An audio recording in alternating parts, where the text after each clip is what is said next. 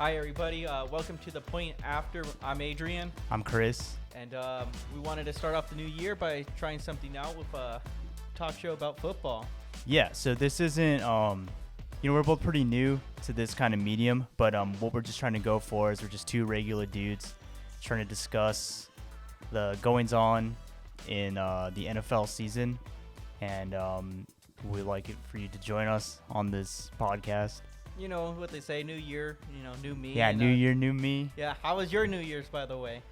It's okay. It was kind of mid. I didn't do anything that crazy. I always feel like New Year's kind of like a little bit of an overrated holiday, but it wasn't too bad.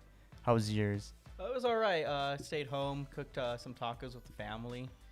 But say it's overrated? A little bit. Almost as overrated as the Philadelphia Eagles? Oh, called out.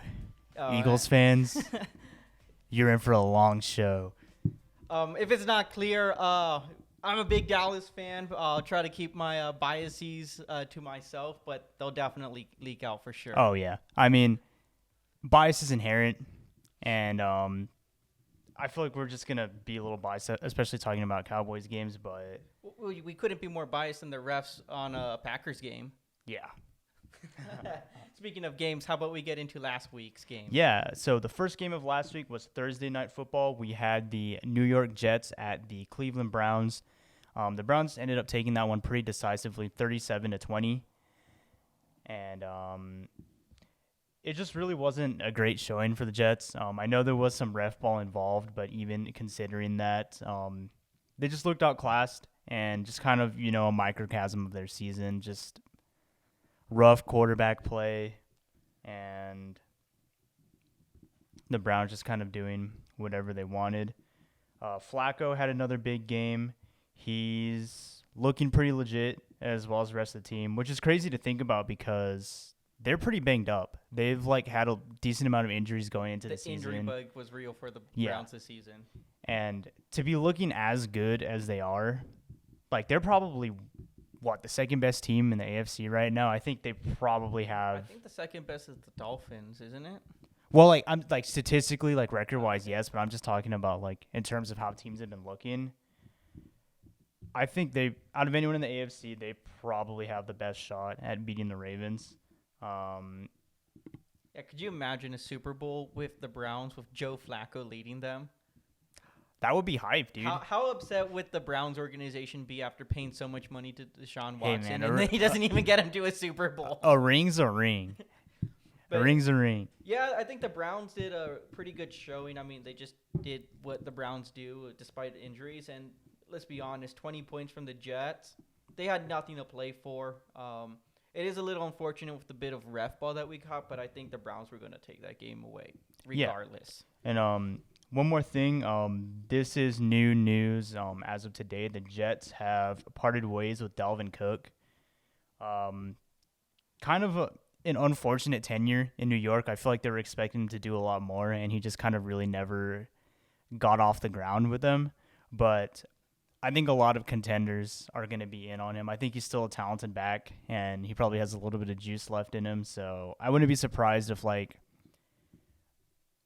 a contender, maybe the Chiefs or someone trying to diversify their offense a little more, would be in on him. But I think those are really the main points from that game. A lot of a ref ball, unfortunately, which will lead us into our next game, which was Saturday night. Lions and Cowboys. Lots of controversies here. But let's start with the good, though. We had the Jimmy Johnson inauguration to the Ring of Honor. Yeah, a lot of people are saying this is the breaking of the curse. As a lot of our historians out there will know, Jimmy Johnson's relationship with the Cowboys, and specifically Jerry Jones, has been very strained over the years. And with this kind of mending of the bridge could be some good karma for the Cowboys. I don't really look that much into curses or superstition, but during the years that they weren't getting along, the Cowboys didn't make it past the divisional round. So maybe this is the level of change we needed. Well, we'll find out if we end up going to the Super Bowl. I mean, I know I'm always saying that this is our year, so Maybe it really is with the breaking of this Yeah, curse. the ending of the Jimmy Johnson curse. Oh, So, yeah. But enough of that. The actual like controversy we mentioned a little bit was the ending call with the 2 point conversion that was called back because of illegal. No, it wasn't an illegal formation. It was illegal touching. right, and one of the guards, I don't remember the names, it was 68 and 70. One of them was reported eligible, and the other one wasn't. Yeah, it was. And that's I remember. I think it was 70 was Decker, and I cannot remember the name of the other one. I'm looking it up right now, but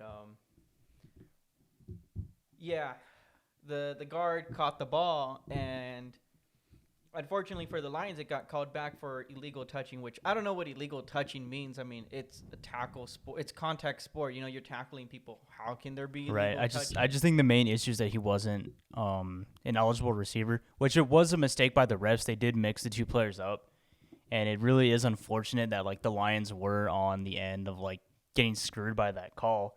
But I really don't think, I don't want to say it's not a big deal, but I don't think it's like as like of a game deciding call as like a lot of people are acting like it was, because even before that, Goff had thrown an interception, and the drive directly before that, there was a bad tripping penalty that essentially gave the ball back to the Lions. If it weren't for that bad call, they would never even have been on that drive. Right. And Well, it's like, the thing about that is, you know, we can talk about lots of would have, should have, could have Right. at the end zone for that 2 point conversion.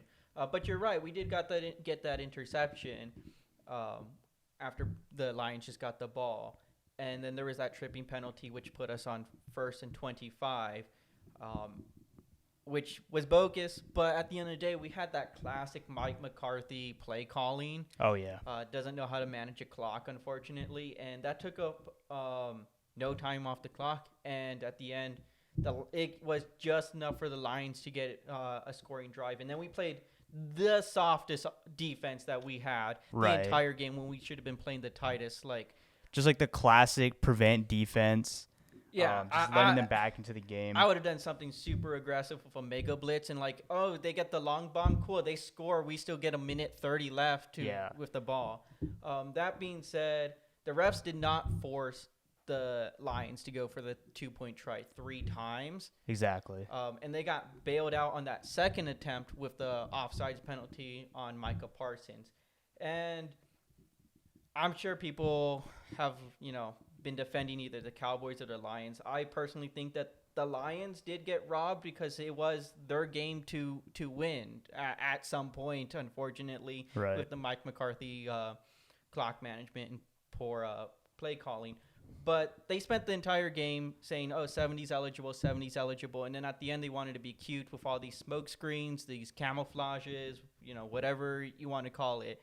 And at the end of the day, that ref is going to say whatever number is eligible to the defense. So why try to get confusing when Right. you're just going to get ratted out anyway? Like, And Dan Campbell even admitted a couple days later that he was like specifically trying to confuse the defense, and he was trying to get like, that's kind of like his MO. Like, he is a coach that like does like these little like cheeky, like tricky plays and like is aggressive and stuff. And this is just like the other side of it sometimes. Like, you didn't have to go for it.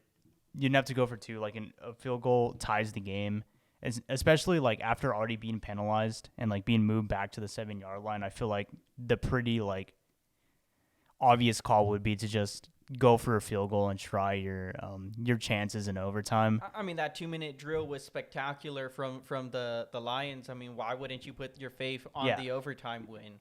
Unfortunately, it's something that I don't understand. I mean, it worked out for Dallas at the end, but yeah, that trying to like get gamey with it, I feel like is unsportsmanlike from the coach. The players are going to do whatever the coach is going to tell them to do. They want the win just as bad. Yeah, and it just, I don't know. I still think the Lions are a good team. It just didn't work out for them this time, and like that's kind of the risk you take when you like have this super aggressive play style that Campbell does. But I do actually want to bring up something about Dan Campbell. So earlier in the year, a couple weeks ago, the Chargers guy, what was his name? Brandon Staley. He got fired, and like a lot of people made fun of him for always like looking at the analytics whether to go for it on fourth down. And Dan Campbell is here, and he just like lays it all out on the table, and he's like, "We're going for it on fourth down. I don't need feet, I need yards," kind of stuff. And it's like we see that, and it's entertaining to us, that aggressive style of football. Right. But how many times is he going to have to go for it and fail until he starts getting laughed at, getting those repercussions like people like Brandon Staley? Because he went for it on a fourth down attempt in the like, what was it, like the 30-yard area? Yeah. And missed when he could have gone for the field goal. And at the end, they lost by 1 point. Yeah, they would have won. It's crazy that the refs forced them to do that, too. Insane. What an outrage to this game that the refs forced him to make those decisions. But yeah, I agree. Like there's like a certain point where like you do have to just be a little more conservative and take the points. And if they had done that, they would have won the game, which I think is a much bigger factor than like any kind of ref ball. Yeah, and lastly, at the end, Dallas's entire postseason is going to just be reflected on this one call.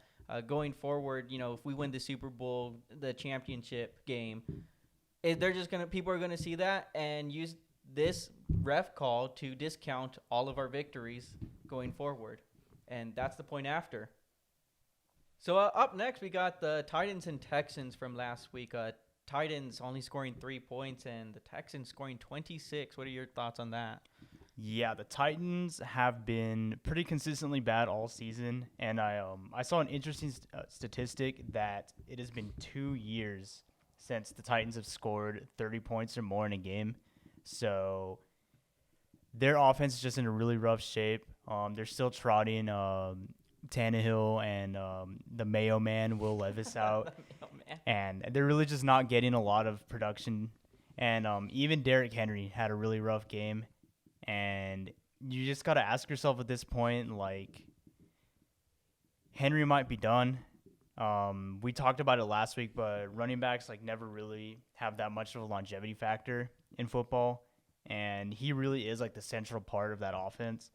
So I think if Henry is done, I think we're headed to a very long rebuild in Tennessee.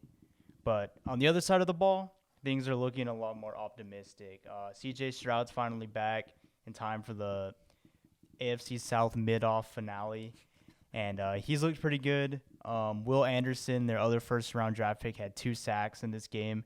So it's like we're seeing like 2 separate directions right now. Like we're seeing the Titans fall and looking like they're getting ready for a rebuild, and it looks like the Texans window is opening wide up.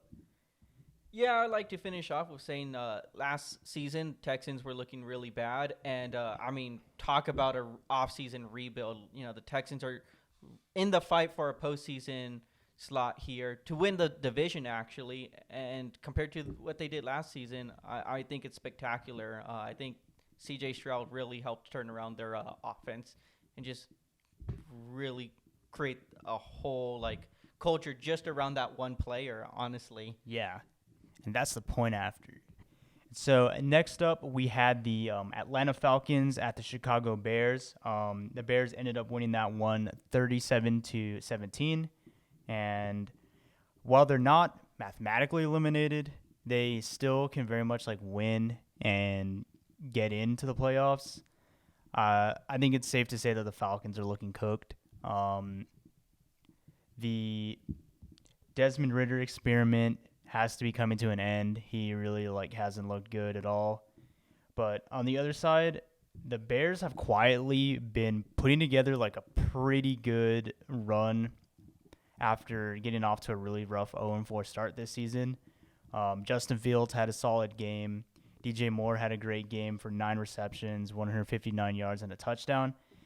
And they're 7-9 right now, so not exactly world beaters. I don't think this team has playoff aspirations, but it's a respectable record to end the season on. Especially given the way this team started, they've looked a lot better. And I think they have some tough decisions to make. I think earlier this season, people were decisively Fields isn't the guy. And I'm still not 100% convinced on him, but I think he's earned himself another year to be evaluated, as well as their coach, Matt Eberflus. And I don't know, with the number one draft pick coming up, I think the Bears are going to have some really tough decisions to make on whether or not they ride this out, see what they have from Fields, or try one of the like super enticing draft prospects coming up. I mean, maybe the audience feels different, but I think when you have the number one overall pick, you should be getting a quarterback. I mean, I've only heard good things about the quarterback market coming out for this upcoming draft. And I'm on that boat. I just don't think Fields is that guy. That's fair. I don't think he should get another year to be evaluated. I think Fields could do really well in another team, maybe like Washington or even the Giants. But, I mean, Fields looked like he did okay. My bigger takeaway is just Heineke looked really bad on the Falcons' end. Yeah. They really need some help at quarterback. Both Heineke and Ritter were just – they were not it. No, not it. That's a team that could definitely use a quarterback. Yeah. They could take Chicago's first round pick, especially with all the other weapons they have. Like they have Bijan Robinson opening up the run game, who's like one of the most exciting young backs. They have Kyle Pitts at tight end, so they could just be a quarterback away. Yeah, they're still in the hunt, and even though they had a bad showing, their season's not over. This last 1 week for them is the most important one. Yeah, and that's the point after. All right, and next up we had the Miami Dolphins at the Baltimore Ravens, and this one really just was not a close game at all. It was Miami 19 to the Ravens 56. And throughout the whole game, the Ravens just really dismantled another top offense. We've seen them do this to the 49ers now and as well the Dolphins in back-to-back weeks. And Lamar Jackson threw for 5 touchdowns, so maybe he's starting to sneak up in that MVP campaign. I know we have a bit more to talk about that later, but they looked really good. I don't want to say they like exposed the Dolphins or like made them look like frauds because they did have some injuries. Waddle was out, and I don't know if he was out the whole game. I think he played partially, but he definitely was injured. And the offense, like losing a very important piece like that, obviously isn't going to be as good. Also, the Ravens defense contained Tyreek Hill to only 76 yards, which like that's still good, but by his standards, not a big game, and as such, they really didn't score. Well, injuries aside, I'm going to be honest. The Ravens were going to win this game. I mean, you could say maybe without the injuries that the Dolphins score maybe 2 more touchdowns and a field goal at best. Right. At best, but that Ravens defense is really strong, and maybe we see a rematch of this with a more healthy Dolphins, but it's unlikely that they're going to get healthier for an AFC Championship game in time. Yeah.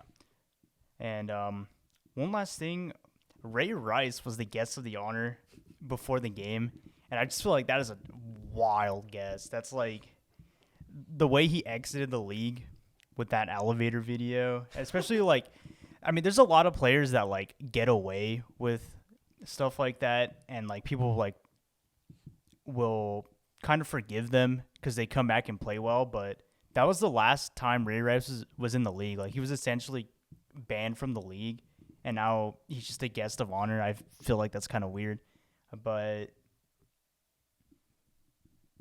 that's the main thing. Oh, also one more thing, Bradley Chubb on the Dolphins, he tore his ACL and he's out for the season. That is a massive blow, and it's going to be really hard for their defense to recover from.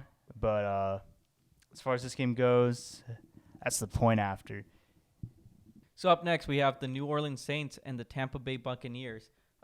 Saints getting away with the win here, 23-13. Now, a few takeaways from this one, at least for me. We got the Saints and Bucs both at 8-8. Same record, same division. I really want to know who's going to win this mid-off in the NFC South for sure.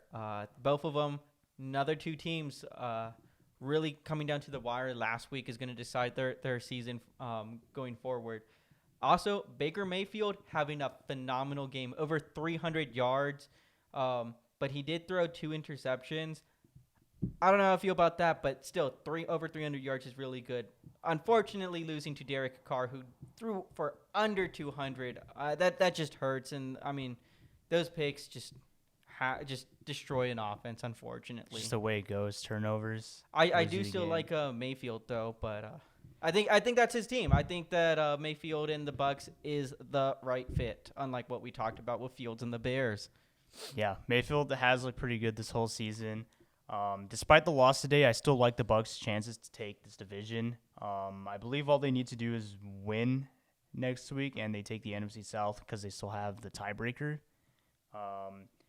But for the Saints, it's a little trickier. They need, obviously, the Buccaneers to lose next week. And then in order to get into the wild card, they need the Seahawks and the Packers to both lose next week. So that's looking unlikely. And it was a good win for the Saints, but it just feels like too little too late in terms of saving their season. Which, like, I think it's fine. I don't really see the Saints as, like, a contender either way. I really don't think they would have, like, made noise in the playoffs. And they can still make it in, but I just don't see it happening for them. I mean, you know what they say, every given Sunday. So, you know, all these stars can align for the Saints to get into the postseason. That being said, I think the Saints are just so boring to watch. I'm not a fan of Derek Carr. I don't know about you. I didn't like him on the Raiders. I don't think I've seen a Raiders game in the last, 3 years, actually, just because I find them boring. But that being said, if you're in the postseason and you're going to face whoever's winning the NFC South, you probably want the Saints to win just because it seems like an easy win on paper, but I've also seen the Saints put up a lot of points in previous games this season. They can do it. They definitely have the tools. Carr is still, he's not my favorite quarterback either, but he's a competent quarterback, and they have good weapons like Kamara and, Olave that can pop off at any time. So, still, a solid team, but I just don't think I don't think they're them. They're not season, them. They're not them. Not making waves for sure. Not making waves. Yeah, and that's the point after on that one. That's the point after. All right, and next up we have the New England Patriots at the Buffalo Bills. The Bills ended up winning this one at 27-21. Close game. Pretty close game. And this marks the Bills'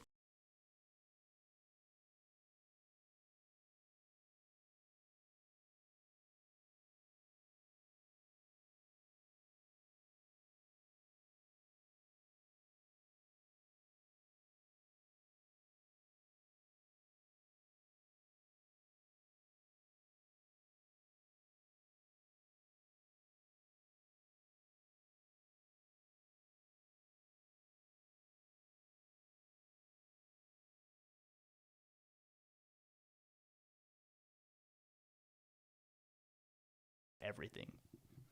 Yeah, as was pointed out earlier when we were talking, no Mac Jones. We had Zappy hour on this game.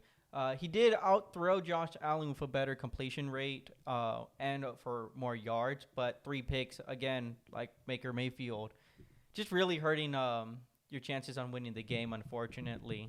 But yeah, Josh Allen only plays as good as the opposing quarterback. Yep. And that's the point that's after. the point after. Next up, we have the Arizona Cardinals at the Philadelphia Eagles. And I gotta say, I love to see it. I love seeing the Philadelphia Eagles just lose embarrassingly at home. Just, wow. I mean, we said at the beginning of the season that the Arizona Cardinals were probably one of the worst teams in the leagues. I don't know about you. I definitely said it. And for them to beat the Philadelphia Eagles at home, what does that say about the Eagles? I mean, come on. Their offense looks high school at best. Yeah, this is just the continuation of the downfall of the Eagles. They have just not looked good ever since that bad loss to the 49ers. I feel like they're just really demoralized as a team right now, and the vibes in Philadelphia could not be any worse, and that's saying something for Philadelphia as a city. But Recently there's been some reports coming out that there is some trouble in the locker rooms. There's been some feuding between the coaching staff and the lead wide receiver, A.J. Brown, as he's had some problems with their play calling. And one coach in particular, Matt Patricia, their defensive coach, is really having problems with him, which that's problem one, is that your team in the year 2024 is employing Matt Patricia and you're making a decision on whether he needs to go based on his feuding with A.J. Brown. I feel like that's a no-brainer. I feel like that's someone that really has no business being on this team. But, it's your team, Philly. If you want to run it that way and you want to throw it away, then go crazy. If they want to lose to the Giants next week, by all means, go for it. Yeah. And even if they don't lose, they also no longer control their destiny in the NFC East, which, looking at it, even after they lost to the Cowboys, it was still looking like it was their division to lose. And to get to this point is just pretty embarrassing. I really, don't know what to say. Because now they need to hope for the Cowboys to lose next week. And well, even with a Dallas loss, they still need to win. Yeah, so and they still need to win. Yeah, it's not just them, or not just Dallas that they're relying on. They have to win too. Another team playing to the very end. And it's just funny that you got to give it your all in the final week against the probably worst team, I think, in the league, being the Giants. I know there's teams like the Panthers, but I think the Giants are worse. They're rough. Yeah, they're definitely rough. But both quarterbacks having a pretty similar game, looking okay. I got really nothing bad to say to Murray or Hurts. I think they did their job, and I do got to say, though, the Eagles' defense is the only thing that kept them in the game with that pick six. Huge pick six. Awesome. Yeah. That was great to see for sure.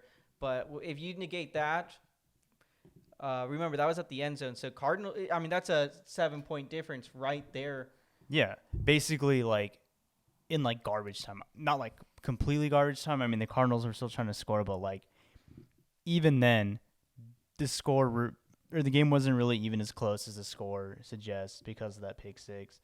So, I don't know. Are we thinking the Eagles are looking like a one-and-done candidate? We'll find out when the playoff picture gets more clear, because there are so many teams this season that are just down to the wire. Week 18 might as well be week 1 because they need that mindset. Yeah. And that's the point after. Cry, Eagles, cry. All right, up next, we got the Los Angeles Rams at the New York Giants. This was a close game for the New York Giants. Well, I mean, both teams, but the Giants more specifically, as they missed a game-winning field goal in the very final seconds of this game. I was watching it, and, I mean, I'm not the biggest Giants fan, but I was really rooting for them. However, it's really big on the Rams to win this one because they won their last game. And with next week's game coming up, I don't foresee the Niners playing for much. I think they're going to treat it as 2 weeks of having a bye since they clinched the number 1 seed in the NFC. So the Rams could win against the 49ers and be going hot into the postseason, it's not about how you start. It's always about how you finish. As we can say for a lot of teams that had a poor starts and are still fighting for a postseason spot this year. Yeah, the Rams are looking like kind of a scary team going into this postseason. Matthew Stafford threw for 317 yards, 1 touchdown. He did have 2 picks, but still overall a solid game for him. Puka Nacua had 5 receptions and 118 yards, and I just got to say, what a season he's been having. When he first started out, I didn't really think much of him this season. He had a couple big games, but I thought he was just kind of a flash in the pan type player, but he's really, really impressed me this season. And the Rams, if they get the right opponents, they could make some noise in the playoffs. But then on the other side of the ball, Tyrod Taylor actually surprisingly had a good game. He threw for 319 yards, 1 touchdown, and 1 pick. And I think with that, we can say the the Tommy DeVito era in New York has officially come to an end. I disagree. I want to see Tommy DeVito in the final game of the year. I think he's done. Tyrod Taylor has just looked way better because, I mean, yeah. It's anti-Italian discrimination. Shout out to the Sopranos. Shout out to the They played Sopranos. his theme. But, yeah, I mean, Tyrod Taylor, he's been around the block. We've seen him put up good numbers for, like, multiple different teams, and I think it would be wise for the Giants to kind of ride this hot hand for the last game of the season, especially if they have a chance to be a spoiler for the Eagles. I think Tyrod Taylor is going to be their guy for the rest of the year. And then after that, who knows? It's a toss-up. I don't know if Danny Derps is going to be their guy going forward, but he's definitely going to be back in the picture. But yeah, that is just another loss in what's been a pretty disappointing season for the Giants, and just another bad way to lose. But that's the point after. So next up, we had the Carolina Panthers at the Jacksonville Jaguars, and this game was not close. The Jaguars ended up winning 26-0, and this is just the most recent rough game in what has been a cursed season for the Panthers. Their young rookie quarterback, Bryce Young, went 19 for 32 with 112 yards and an interception, and I think it's safe to say that the Panthers have finally broken him. There was a clip of him circulating this week of him kind of yelling and getting into it with his coaches on the sideline. And I don't know if I can necessarily blame him. I mean, he's already been through one head coaching change and has just been part of a really rough team. And there's no doubt that they are really not doing a lot for his development. And they're going to really need to make some changes if they want to not ruin Bryce Young, but this season was definitely not a step in the right direction. And then on the other side, we had the Jaguars winning pretty decisively despite having no Trevor Lawrence this week. They still played well and won the game, and now they are probably the favorites to win the AFC South mid-off. All they have to do is win next week, which they're playing the Titans. Should not be that difficult. So Jaguars, after a really good start and then doing really poorly, are kind of building their way back and looking like they're still going to take the division. And after that, who knows? They could make a run, but I'm not counting on it. One more interesting story to come out of this game is Panthers owner David Tepper was caught throwing a drink onto Jaguars fans after they were heckling him. And if that's not a perfect summary of what this season's been for the Panthers, I don't know what is. You just have your billionaire owner just quenching the masses with a drink, and he was fined pretty handsomely for it. He was fined $300,000, and that's pretty much the most entertaining and interesting thing the Panthers have done all season. So good for him, and that's the point after. So speaking of mid-offs, we have two teams which I think both of these divisions are both mid. We have the Las Vegas Raiders at the Indianapolis Colts. Raiders losing, unfortunately, 20-23. Colts getting a big win here, as both these teams did need to win to control their destiny for potentially winning the division.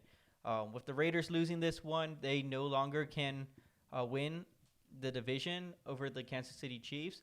That being said, the Chiefs did win, but I was really hoping either the Raiders or the Broncos could beat the Chiefs to that division title this year.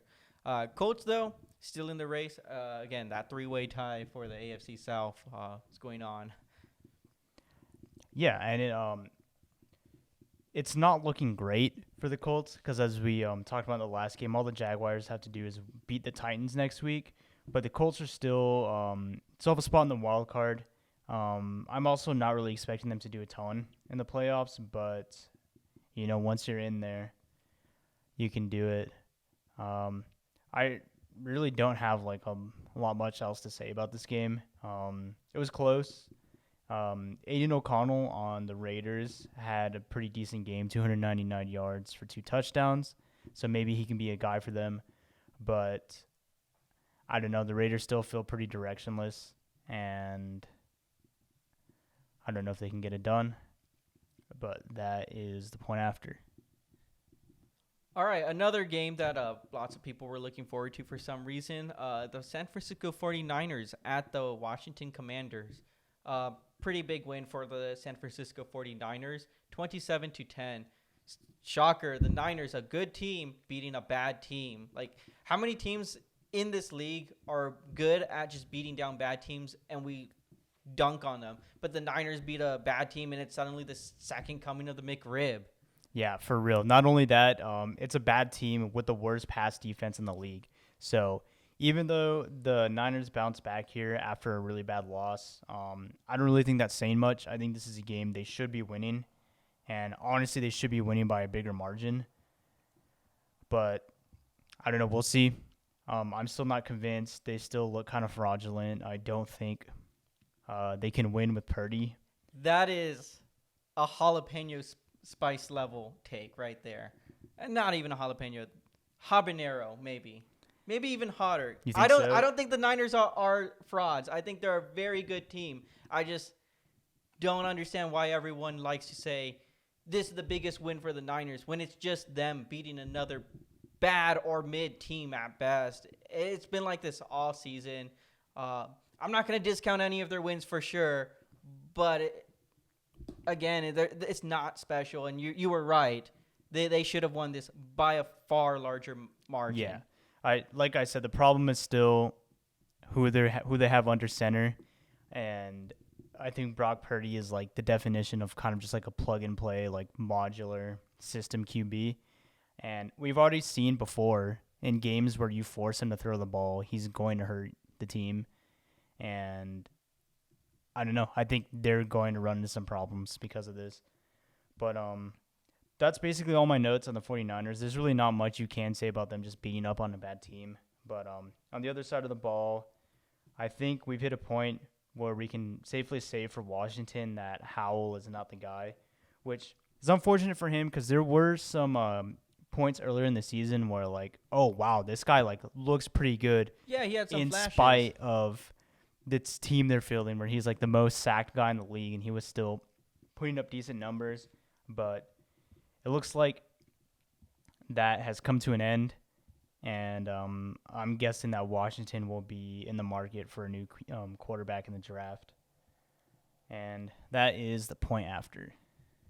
Okay, so next up we had the Pittsburgh Steelers at the Seattle Seahawks. The Steelers ended up taking that one in a pretty close game, 30-23.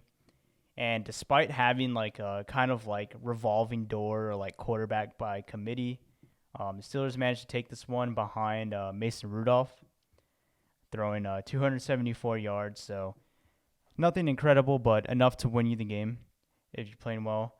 George Pickens also following up last week's performance with another good game, putting up 131 yards. And it looks like the Steelers are starting to hit their stride at the right time. There's also a rumor that supposedly Kenny Pickett was having some problems with coming off the bench. He denied it, but there was a rumor that he refused to play from the bench. So that is another interesting kind of monkey wrench thrown into the already like on fire quarterback room in Pittsburgh. But besides that, this game does have some pretty interesting playoff implications. Yeah, Pittsburgh had a very interesting season. You know, they had some ups and some downs. It was really hard to decide whether Pittsburgh would win or lose a game over the season, at least for me. But Seattle losing this game really hurts their playoff aspirations. Now they're out of that seed to get into the wild card round and need Packers to lose. Obviously Seattle needs to win. It just really sucks if you're a Seattle Seahawks fan. Pittsburgh Steelers, they're still in that hunt. They've been in that hunt for a while, and I think they might make it into the playoffs. I don't think they're a one and done, but I don't see them going further than the divisional. Can't say the same for Seahawks. I personally think that if they were to make it into the postseason, that they'd be one and done. Don't see them making any waves. I could see the Steelers doing it though. Yeah. And And that's the point after. that's the point. Next up, we had the Cincinnati Bengals at the Kansas City Chiefs. Chiefs ended up taking this one 17-25. And I think the Bengals are dead. They have lost another game. They don't have Joe Burrow. And they're just looking dead in the water, really, with no momentum. And it's crazy to think that at one point they were calling this Burrowhead Stadium. And I think this is either the second or third game in a row they've lost here. No Burrow though, so you can't say No it's Burrow. not True. Burrowhead. True, but the main point is the Bengals are not looking good, and it's to be expected. Unfortunately, this season has just been a little bit of a wash for them. Even with Burrow, they weren't looking great, but they've just been a nosedive. I don't know. He had his state-mandated 4 bad games of the season, That's like the true, previous season, yeah. and then just started blowing up out of nowhere. So I don't think the Bengals were out of it from the get-go, but losing Burrow certainly didn't help for sure. Yeah. That being said, the Chiefs weren't super convincing during this win. Mahomes only threw for 245 yards and 1 touchdown, which in a vacuum, that's a solid game, but for Mahomes, I wouldn't consider that a great game. Travis Kelce was also non-existent, only 3 receptions for 16 yards, and they did get the win, and they locked down the division, but the Chiefs still just don't really look like a convincing team. If I'm a Kansas City fan, I would be pretty concerned right now by their play. I just don't really know how much they have in them. I mean, at the end of the day, it still is like Mahomes. He's still talented, and he can still like pull out a win whenever he wants, but there's just been something about the team that just looks like they've been lacking a little bit. I still think it's they're a bit too involved in like kind of like the media hype, especially Travis Kelce. You know, State Farm commercials. Yeah, State Farm commercials, hanging out with Taylor Swift, which if they go one and done here, she's like gonna be like the Yoko Ono of like Kansas City. So, well, I got news for you because they're going one and done. Very possible, but other than that, I don't really think there's like a lot of huge storylines to come out of this game. It's just the Chiefs beat a Bengals team that's like been kind of going through it. So I actually disagree. I think the Bengals kept this game pretty close. I mean, if they would have put even 3 points up during the second half, we wouldn't be having this conversation the same way. I think the game was much closer. At least the first half, the Chiefs were not in the game. It was all Bengals. I didn't see anything good in that first half from the Chiefs. And honestly, that's the story of the season for the Chiefs. They've had either one really good first half or one really good second half. They can't play a full game.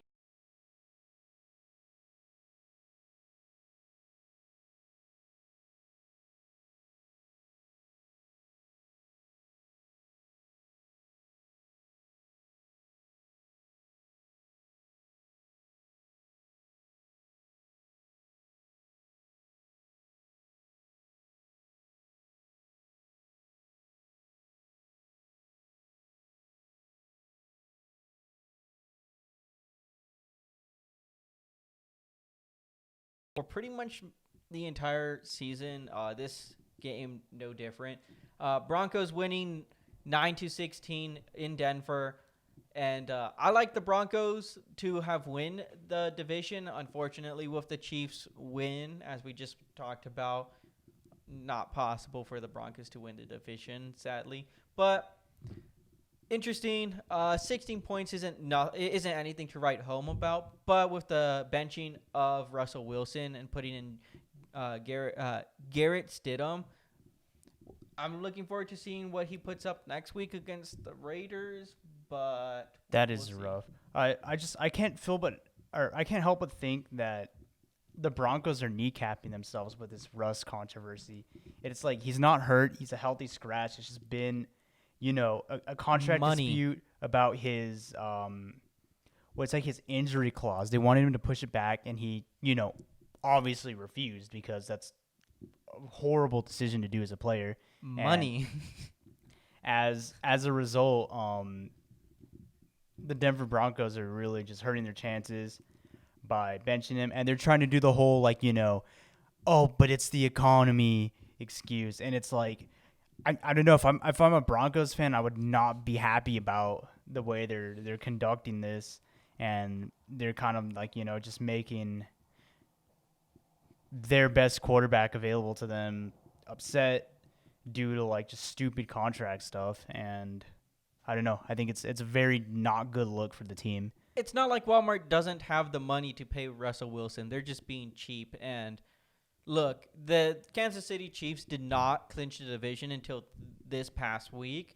So I feel like the benching of Wilson was a very premature decision. And I think they should have kept Wilson in this. Obviously, they won. The win's the win. But that being said, you never know. Maybe the Bengals could have beaten the Chiefs, and you could have lost because you didn't have your starting QB in the game for some unknown reason other than money. Yeah. Obviously now, yeah, Russell should be benched just because they have nothing to play for next week, unfortunately. Rough week for owners, dude. One made a bad coaching decision, and another one threw a drink. Wonder what they're going to do next week. Who knows? I'm looking forward to it. And that's the point after. And finally, the last game we had this week on Sunday Night Football, it was the Green Bay Packers at the